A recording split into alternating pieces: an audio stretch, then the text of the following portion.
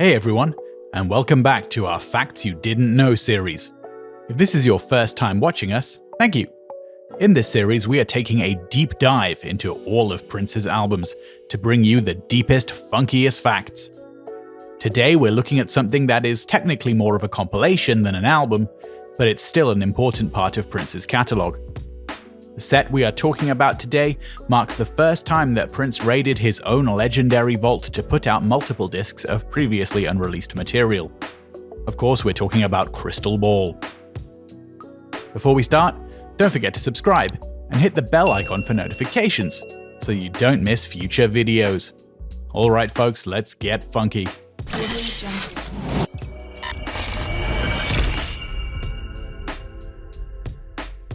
So, if you've been paying attention to our previous videos, you'll remember that Crystal Ball was the original title for Sign of the Times, before it got shortened to 2 discs instead of the original planned 3. But aside from the title, the two sets really don't have much in common. The 1998 Crystal Ball release does have some mid-80s material, such as the title track, Dream Factory, and Movie Star to name a few, but it also contains a lot of material from another prolific era. The 1993 to 1996 era that yielded Come, 1-800 New Funk, The Gold Experience, and Emancipation. One interesting thing to note is that the set has nothing substantial from any members of the Revolution, save a few backing vocals from Susanna on a handful of songs, and 3 songs that contain horn parts from Eric Leeds. In fact, it's quite possible that there isn't a single member of the Revolution from their most known era, the Purple Rain lineup, on this set at all. The liner notes mention that the song Sexual Suicide has backing vocals from either Wendy or Susanna. Prince wasn't quite sure. So if it turned out to be Susanna on that song, the only Revolution members on this album are Eric Leeds and Susanna, who were only members of the Revolution for about 1 year following the dissolution of their own band, The Family. So why is that? Well, actually, it's very simple. Prince didn't use these songs because around this time, he was also planning another Vault release, which was to be a Prince and the Revolution credited album named Roadhouse Garden. On the 30th of September 1998, Prince announced on his website that Prince and the Revolution would be releasing a new album on NPG Records. He also stated that the songs that contained featured vocal performances from Wendy and Lisa had been left off the Crystal Ball set for this reason. Now, not much is known about this project or why it didn't come out, but Prince did mention that Witness for the Prosecution, Splash, and Empty Room would be on this album. And other tracks that are thought to have been include All My Dreams, In a Large Room with No Light, and Wonderful Ass. Although because of the unreleased 1986 album having the same title, people may associate this album in their minds with that one. Musically speaking, the 2 most prominent band members on the 1998 Crystal Ball set are Michael B. and Sonny T. from the MPG, who both appear on 8 songs, meaning the bulk of the material on this set is much closer to the MPG than it is to the Revolution. Now, if you're a collector, you might have noticed that there are 2 versions of Crystal Ball. There's the more common 4-disc set, and then there's the 5-disc set.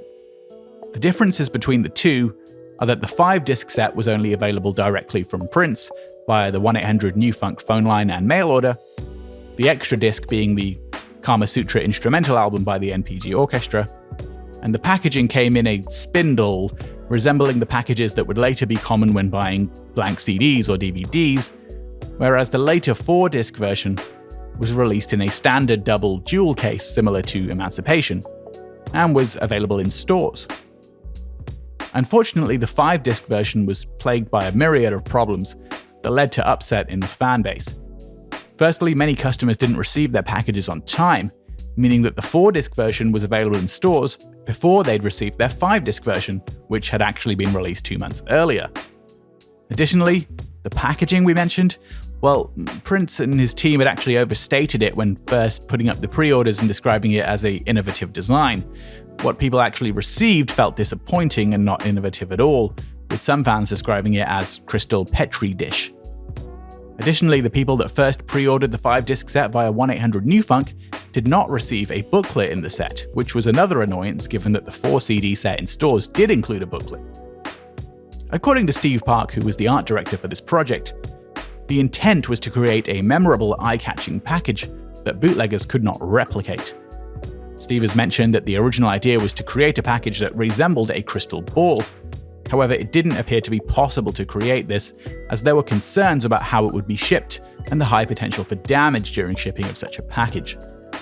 And the reason that the packaging was then changed for the retail release is that retailers simply would not order items that would not fit on standard store shelves, hence the double jewel case packaging for the 4-disc version. It seems that whoever was handling dispatch at Paisley Park did attempt to compensate some fans, with some fans receiving various t-shirts and a copy of the Emancipation lyric book with their order. Later on, people reported receiving a cassette copy of the song The War out of nowhere, possibly as additional compensation for the delay of Crystal Ball. However, not all fans got these items, and some people received the War tape without ever having ordered Crystal Ball. So the whole situation was a bit of a mess. Now let's talk about some of the songs. In addition to the set of songs from approximately 1985 to 1986 and 1993 to 1996, this set marks the first time that Prince included remixes of his own songs on an album set. Most notably, the version of Love Sign on this set was actually remixed by someone other than Prince. It was done by legendary hip-hop producer and vocalist Shock G from the band Digital Underground. However, most of the other remixes, such as the remix of P Control that appears on this set, and Get Loose, a remix of Loose from the Come album, were done by Prince himself. The track Tell Me How You Wanna Be Done, which is a remixed version of the ending to The Continental, was worked on by both Prince and Kirk Johnson from the NPG. Now, interestingly, the liner notes mention about Tell Me How You Wanna Be Done that the video would be available on clearance from Carmen Electra's Conscience. However, it's not known if that was a joke from Prince or if a video actually exists. The oldest song on the set is the incredibly funky jam Chlorine Bacon Skin, with a notable appearance from Morris Day on drums, which dates back to 1983. And the newest song on the set is Tomorrow, which was recorded in late 1996. Although Tomorrow was recorded after the release of Emancipation, it does fit in stylistically with that album, and was actually premiered on a radio show titled The Emancipation Special by host Tom Joyner. So technically it can be considered as having been used to promote the Emancipation album, despite having been recorded afterward. One song on this set that had actually already been released is one of my favorites, and that's the song Good Love, which was originally planned to be on the Camille album and later the original Crystal Ball set. It actually came out in 1988 on the soundtrack to the film Bright Lights, Big City. However, the version on Crystal Ball is a slightly different edit. Interactive is another song that can be considered as already having been released.